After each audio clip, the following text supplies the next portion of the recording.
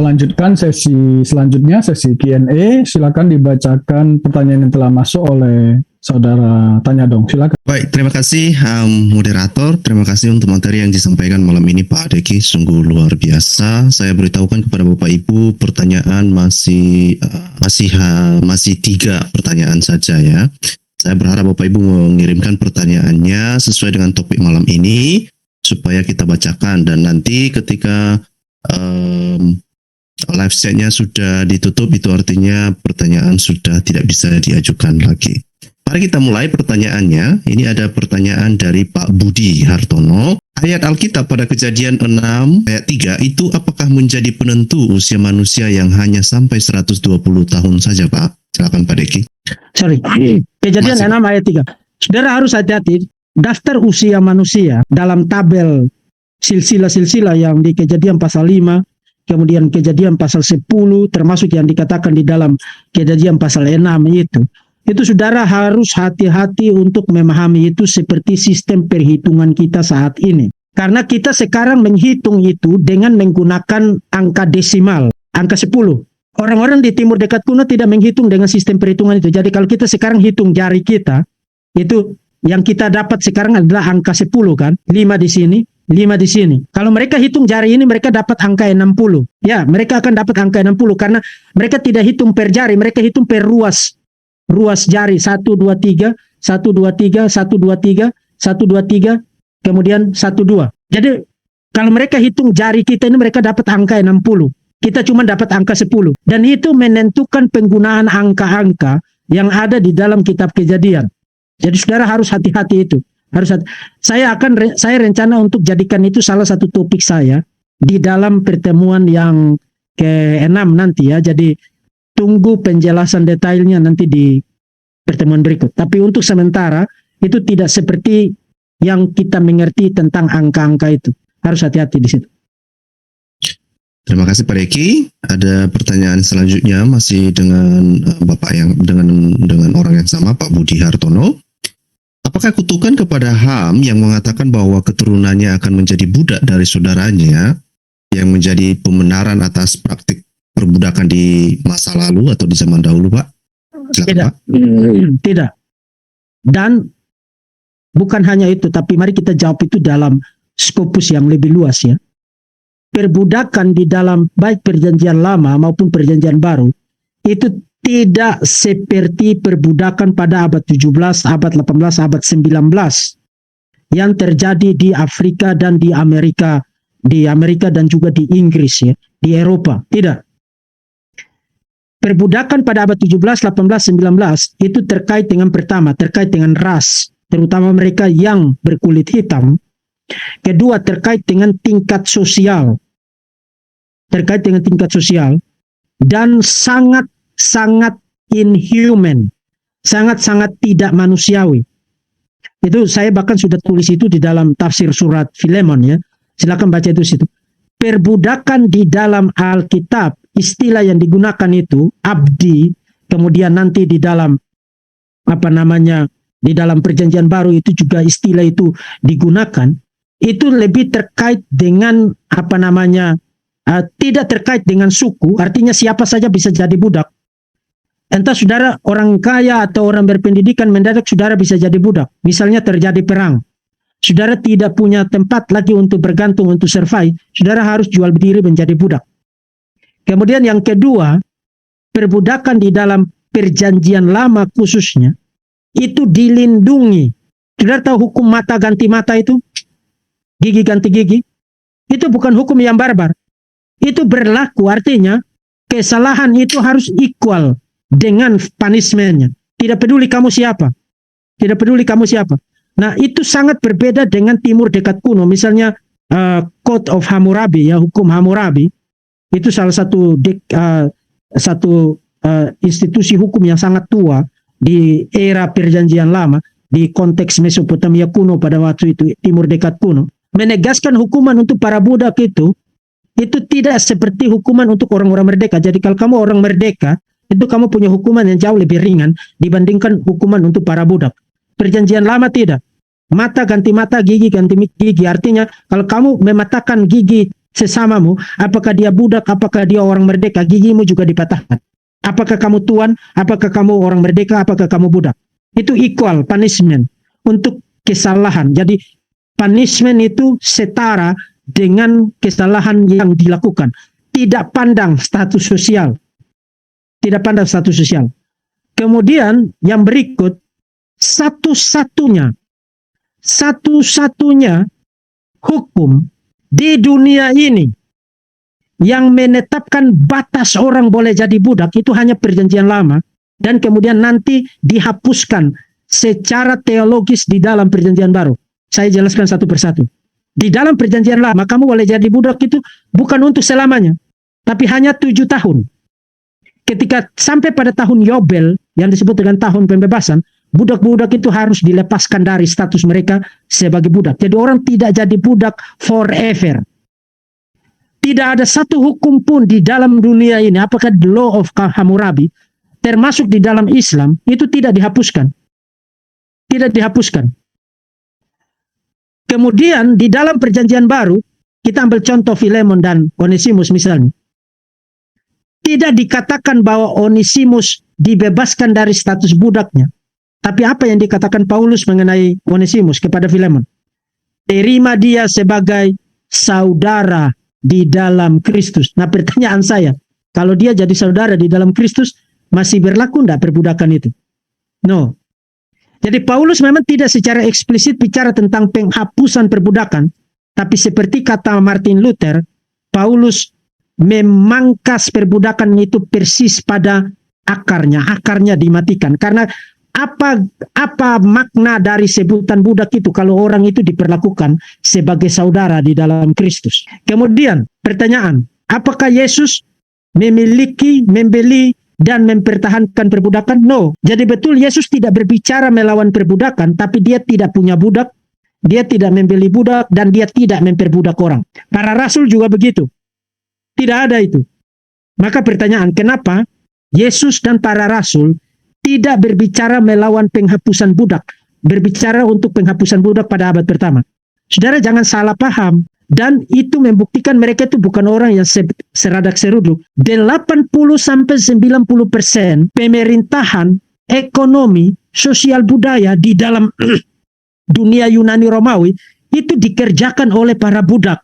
Kalau you bicara untuk penghapusan budak pada abad pertama, itu berarti you bicara untuk meruntuhkan satu negara pada masa itu. Karena seluruh kegiatan ekonomi, seluruh kegiatan dagang, seluruh kegiatan sosial budaya termasuk pemerintahan itu dikerjakan oleh para budak. Jadi berbicara melawan penghapusan perbudakan itu sama seperti oke, mari kita hapuskan tenaga kerja, tidak usah lagi orang kerja, mari kita kasih mereka duit saja. Itu tidak menolong, itu menghancurkan. Tapi pada prinsipnya secara teologis Alkitab memberikan dasar untuk nanti di kemudian hari terjadi gerakan penghapusan budak. Nah, memang ada sesuatu yang memalukan di dalam sejarah kekristenan. Karena gerakan penghapusan budak itu baru dikumandangkan oleh William Wilberforce di Inggris. Kemudian nanti buahnya adalah John Newton dengan lagu Amazing Grace itu kan, pemilik pedagang budak itu kan. Baru abad ke-18, abad ke-19. Jadi butuh sekitar 17-18 abad baru gerakan itu muncul dari dalam kekristenan. Terlambat, ya, dan itu harusnya memalukan kita. Tapi bicara tentang penghapusan budak itu dimulai dari dalam kekristenan. Nah, apa dasarnya?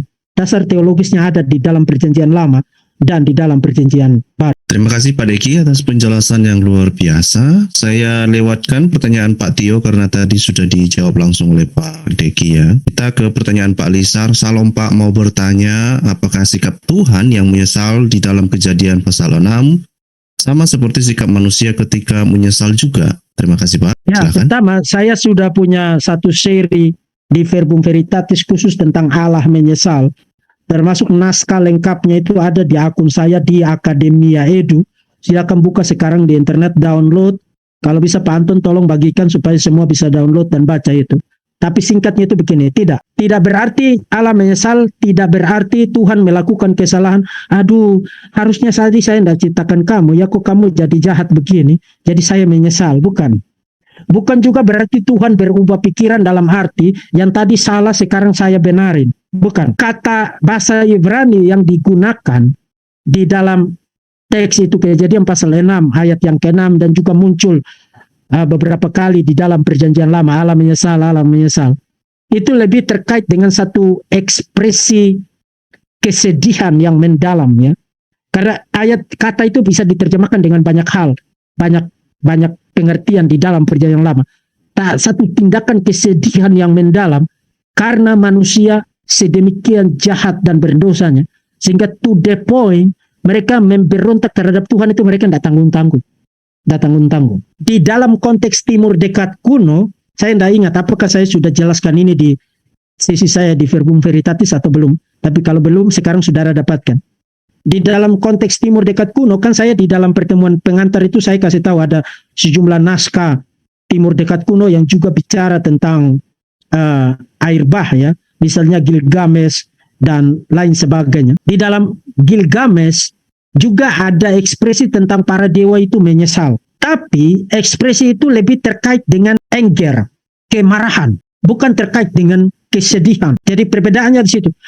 Dan itu sebabnya terjadi air bah itu karena para dewa itu marah luar biasa terhadap para manusia. Di dalam kitab Kejadian, judgment itu lebih terkait dengan satu ekspresi kesedihan karena pemberontakan manusia sebagai gambar dan rupa Allah yang seharusnya hidup taat, hormat, takluk, tunduk kepada Tuhan, kehendak Tuhan. Mereka kemudian menjadi liar luar biasa, memberontak luar biasa, dan itu menimbulkan kesedihan yang sangat besar di hati Tuhan. Nah, saudara harus hati-hati, ini semua adalah ekspresi antropomorfisme ya. Saudara yang sudah belajar doktrin Allah, saudara tahu itu ekspresi seperti Tuhan menyesal, Tuhan tertawa, Tuhan bersedih, Tuhan marah. Itu ekspresi antropomorfisme menggunakan properti manusia untuk bicara tentang Tuhan. Karena kita tidak punya bahasa lain untuk bicara tentang apa yang dipikirkan, dirasakan Tuhan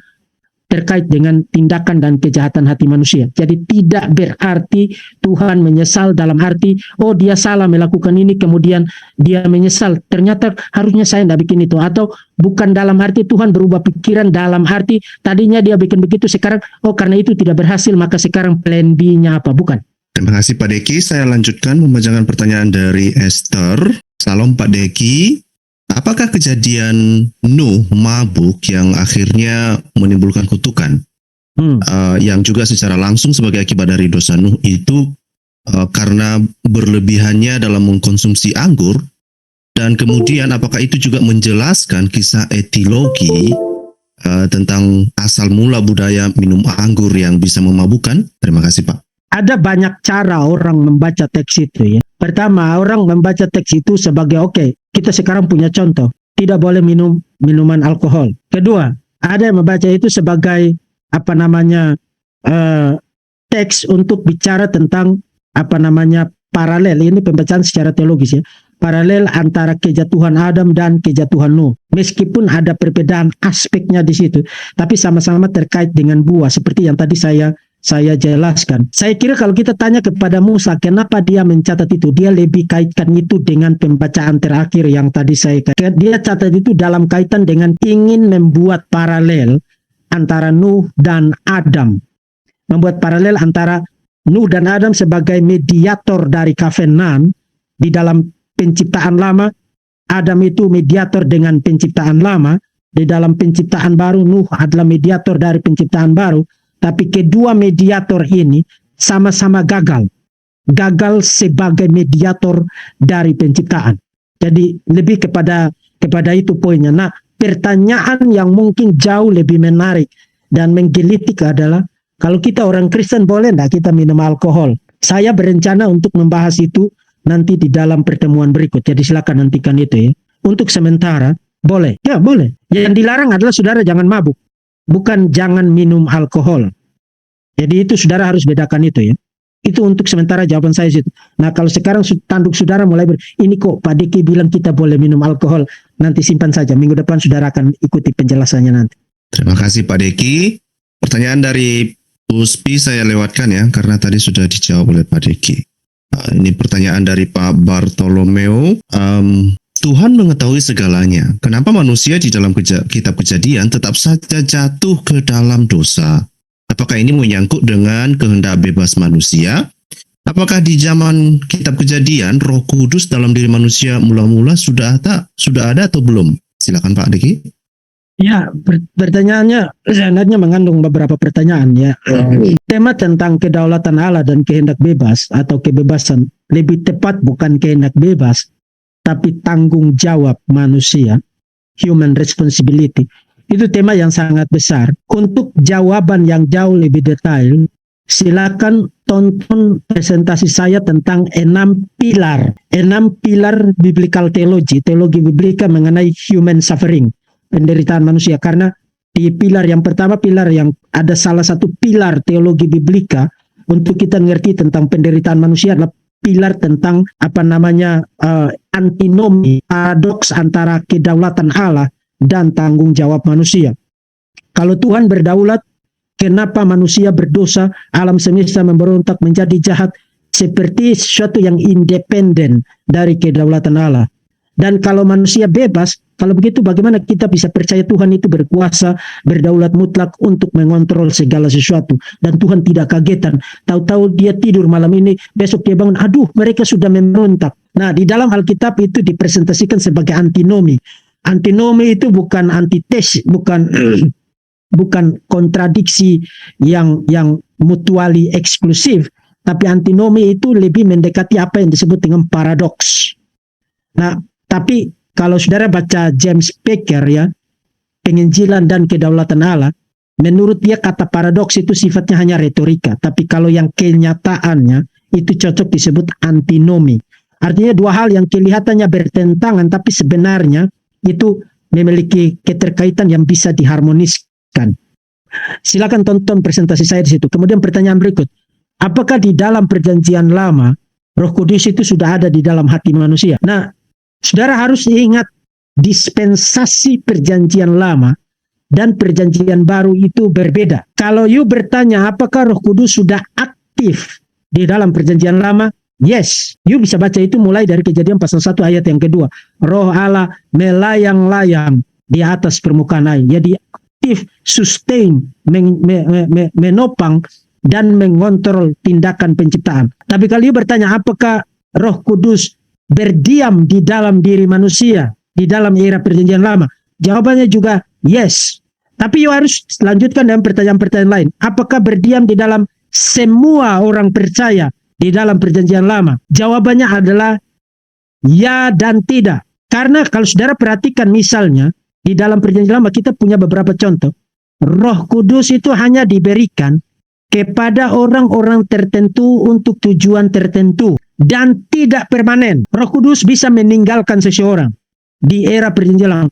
Contohnya adalah Saul. Ketika roh Allah meninggalkan dia itu menjadi gila ya. Jadi dia harus dihibur dengan musik dan lain sebagainya. Kalau tidak dia dikuasai oleh roh jahat.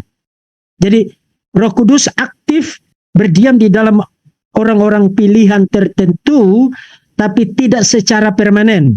Nah, di dalam era Perjanjian Baru ketika Yesus datang kemudian hari raya Pentakosta, pencurahan Roh Kudus berdiam. Roh Kudus bukan hanya aktif tapi juga berdiam di dalam semua orang percaya yang lahir baru. Salah satu tanda kamu lahir baru adalah Roh Kudus mendiami kamu. Dan dia berdiam di situ bukan hanya untuk 2 minggu, 3 minggu, 1 bulan. Begitu kamu berdosa, begitu kamu nakal, kemudian saya tidak mau diam di sini lagi. Anak ini nakal, kok nakal banget kau ya? Bukan. Tapi dia berdiam secara permanen. Karena berdiamnya Roh Kudus di dalam diri orang-orang percaya di dalam Perjanjian Baru bukan hanya sekadar memberi dia kemampuan-kemampuan tertentu, misalnya seperti Bezalel dan kawan-kawan yang membangun tabernakel itu, tapi Roh Kudus itu berdiam sebagai down payment, sebagai arabon. Itu digunakan oleh Paulus di dalam surat 2 Korintus dan juga Efesus pasal 1 ya. Roh Kudus sebagai jaminan awal untuk nanti kita memperoleh bayaran penuhnya, penggenapan penuh dari janji keselamatan itu. Jadi Roh Kudus itu tidak kemana-mana, ada di dalam diri kita. Waktu kita berdosa, Roh Kudus tidak tinggalkan kita. Roh Kudus berduka karena dosa kita, tapi kemudian dia mengingatkan kita, kemudian ayo upaya lagi, usaha lagi untuk hidup taat, hidup suci, hidup benar. Dan itulah sebabnya Kalau kamu hidup menikmati dosa, menjadikan dosa sebagai kesenangan hidup, berbuat dosa tanpa merasa bersalah, atau cuman bersalah sebentar kemudian pergi lagi, jadikan itu sebagai habit, itu tanda paling pasti kamu hanya ngaku Kristen, kamu tidak pernah jadi Kristen. Karena salah satu tanda orang jadi Kristen adalah dia membenci dosa, dia bisa berdosa, yes, bisa jatuh ke dalam dosa, yes, bisa jatuh ke dalam dosa yang sangat besar, yes, tapi dia bertobat, mulai lagi. Karena apa?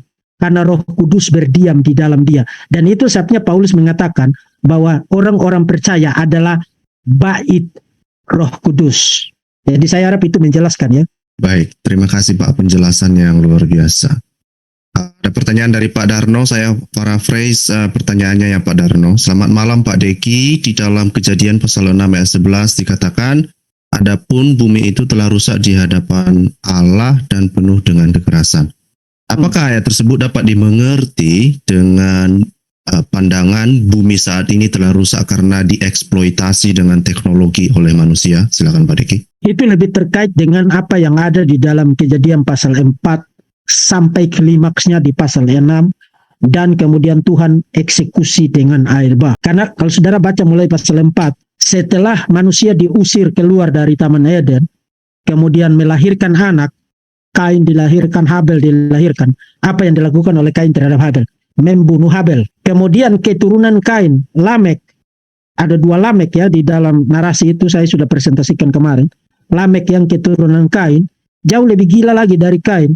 Kain dikutuk sebagai pengembara. Sekarang Lamek boasting tentang dia membunuh orang. Kemudian geser sedikit ke Kejadian pasal 6 setelah tabel itu, daftar silsilah itu di pasal 5. Geser ke pasal 6 mulai dari ayat 1 sampai dengan ayat yang ke-5. Bicara tentang kekerasan dan eksploitasi yang dilakukan oleh para raja dan orang-orang besar ya, para warrior itu, menggunakan power mereka, kekuatan mereka, bukan hanya untuk melakukan kekerasan, tapi juga melakukan eksploitasi terhadap perempuan. Perempuan itu mereka ambil, kemudian mereka perkosa, mereka tiduri begitu saja. Jadi penuh dengan kekerasan dan penindasan. Dan bukan hanya itu. Kalau saudara baca terus sampai di pasal 9, salah satu alasan kenapa pasal 9 ayat yang ke-3, saya bacakan bagi kita, nanti saya akan bahas ini lengkap di minggu depan, tapi ini terkait dengan pertanyaan tadi. Pasal 9 ayat yang ke-3, ketika bicara tentang makanan itu, segala yang bergerak, yang hidup akan menjadi makananmu, aku telah memberikan itu kepadamu seperti juga tumbuh-tumbuhan hijau. Hanya binatang yang masih ada nyawanya, yakni darahnya, janganlah kamu makan. Nah, banyak orang membaca ayat itu secara salah. Seakan-akan Tuhan larang orang makan darah. Bukan itu poinnya. Tolong hentikan menafsir seperti itu. Bukan ada orang yang bilang sampai sekarang ya, meskipun dia sudah jadi orang Kristen, tapi dia punya keberatan hati nurani karena makan darah. Bukan itu poinnya, saudara-saudara. Itu sebabnya gunanya saudara ikut kelas semacam ini. Yang dilarang di dalam teks itu bukan soal makan darahnya, tapi makan daging yang masih ada darahnya. Kenapa? Latar belakangnya ada di Kejadian pasal 4, pasal 5 sampai pasal 6. Terus saudara sudah banyak studi tentang ini, tapi saya kasih kesimpulannya saja. Selain hidup penuh dengan kekerasan dan pembunuhan terhadap manusia, di dalam era pasal 4 sampai pasal 6 itu, manusia itu menjadi sedemikian liar, to the point, mereka punya semacam ritual khusus, membunuh binatang itu, kemudian sementara binatang itu sudah mati, mereka bunuh masih berdarah-darah, mereka makan dengan darah-darahnya. Jadi seperti kanibal. Nah, Tuhan melalui larangan ini, perintah ini yang ada di pasal 9 ayat 3 dan 4 itu, sedang berupaya memanusiakan manusia. Kamu itu manusia, jangan jadi kanibal. Olah dulu, jadi makanan dulu baru makan. Jangan makan yang berdarah-darah begitu. Sedemikian bodohnya. Saudara kalau jahat itu saudara makin bodoh loh, bukan makin pintar loh. Sedemikian bodohnya, karena saking jahatnya jadi sedemikian bodohnya. Binatang itu berdarah-darah, mereka makan begitu saja. Jadi violence terhadap manusia, violence terhadap perempuan, violence terhadap binatang, terhadap alam semesta. Nah, eksploitasi terhadap alam semesta itu juga merupakan ekspresi kekerasan yang juga dibicarakan di situ, dan itu dosa. dan itu dosa. Alam semesta ini diberikan Tuhan kepada kita supaya memenuhi tujuan-tujuan kita, yes. Berkuasa dan taklukkanlah bumi kan, gunakan untuk our purpose, untuk tujuan-tujuan kita, tapi jangan kebangetan. Jangan kebangetan. Tebang sana, tebang sini, semua pohon ditebang untuk bangun ini, bangun ini, bangun ini, sampai kemudian nanti bumi ini menjadi kurang oksigen, kurang air, kurang hujan, baru kita menangis, meraung-raung. Salah siapa? Salah siapa? Karena ketamakan hati manusia. Saudara-saudara, saya ingin kasih tahu begini. Perbedaan antara orang pintar dan orang bijak. Orang pintar itu tahu apa yang dia inginkan. Orang bijak tahu apa yang dia tidak inginkan. Kalau saudara pintar, saudara tahu apa yang saudara inginkan. Saudara ingin itu, bahkan ingin sampai ke bulan, ingin sampai ke Mars, ya. Kalau saudara orang bijak, saudara tahu apa yang saudara tidak inginkan. Artinya, yes, itu menarik, itu penting, tapi saya tidak butuh itu. Jadi harus hati-hati ya. Oke. Terima kasih Pak. Saya lanjutkan pertanyaan dari Immanuel. Izin bertanya, apakah ada dokumen yang mendukung tentang kutukan terhadap Kanaan akibat dosa Ham, mungkin incest sehingga melahirkan keturunan Kanaan, Pak? Tidak ada dokumen, tapi itu pembacaan total terhadap perjanjian lama ya. Kalau saudara ikuti presentasi saya di Verbum Veritatis, salah satu hukum di dalam Taurat, yang regulasi di dalam Taurat adalah jangan bersetubuh dengan ibumu sendiri, dan orang yang melakukan itu harus dihukum mati. Itu yang pertama. Yang kedua, kata telanjang yang digunakan di dalam teks itu bisa berarti literal, artinya Nuh dalam keadaan telanjang, tapi juga bisa berarti figuratif. Jangan menyingkapkan ketelanjangan orang tuamu, artinya jangan melihat auratnya. Jangan melihat auratnya. Jangan menyingkapkan ketelanjangan orang tuamu. Jangan melihat auratnya. Dan kata itu juga digunakan untuk aktivitas seksual. Jadi ada beberapa kemungkinan di sini. Either Ham hanya melihat Nuh telanjang, atau Ham melihat Nuh dan istrinya telanjang. Karena kalau saudara baca lagi, kaitkan dengan Kejadian pasal 1 sampai pasal 3, itu ada kaitan paralelnya di situ. Nanti saya akan presentasikan. Jadi meskipun tidak disebutkan, tapi sangat mungkin istrinya juga ada di situ. Kalau Ham melihat, kemungkinan yang kedua adalah Ham melihat Nuh dan istrinya dalam keadaan telanjang. Kemungkinan yang ketiga, Ham melihat Nuh dan istrinya berhubungan seksual. Atau yang lebih mengerikan adalah Ham melihat Nuh dalam keadaan telanjang lalu menyodomi Nuh. Tapi itu nanti tidak akan menjelaskan tentang Kanaan, karena tidak mungkin Nuh hamil lalu lahirlah Kanaan, kan? Maka kemungkinan berikutnya adalah Ham menyetubuhi ibunya sendiri, kemudian lahirlah Kanaan. Dan itulah sebabnya Nuh mendeklarasikan kutukan itu secara imply terhadap Ham, meskipun tidak disebutkan pasti terhadap Ham juga, tapi yang dicatat adalah terhadap Kanaan, keturunan berdosa dari Ham. Jadi meskipun itu satu pembacaan yang tidak secara eksplisit ada di dalam teks, tapi kita bisa lihat kaitannya dengan teks-teks yang lain untuk membuat kesimpulan mengenai kemungkinan-kemungkinan itu.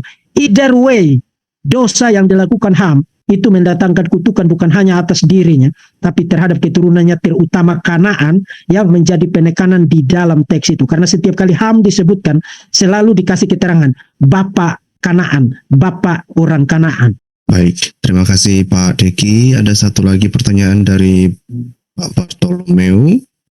Apakah di zaman kitab Kejadian, Roh Kudus dalam diri manusia mula-mula... ini tadi sudah ya? Sudah. Oh, saya pikir sudah selesai pertanyaannya Pak. Saya kembalikan ke moderator. Terima kasih Pak. Baik, terima kasih Saudara Scott, Pak Deki atas presentasi dan jawaban hari ini. Ada yang mau disampaikan lagi Pak, supaya sebelum kita tutup acara ini? Ya, saudara-saudara, dalam pertemuan ke-5, nanti saya akan pilih sejumlah topik-topik yang sangat penting dan menjadi pertanyaan banyak orang. Kemudian saya akan bahas topik-topik itu, mungkin per topik itu 15-20 menit, sekitar 3 atau 4 topik yang sangat penting. Kemudian nanti masih ada waktu untuk kita sesi Q&A. Tapi kalau saudara punya pertanyaan terkait dengan seluruh materi ini, mulai dari pertemuan pertama sampai dengan pertemuan terakhir kita nanti, saudara bisa catat itu dan saudara sampaikan di dalam pertemuan terakhir kita, pertemuan yang ke-7. Jadi di dalam pertemuan yang ke-7 itu, from start, sejak awal itu kita sudah langsung sesi Q&A. Tidak ada lagi penyampaian materi.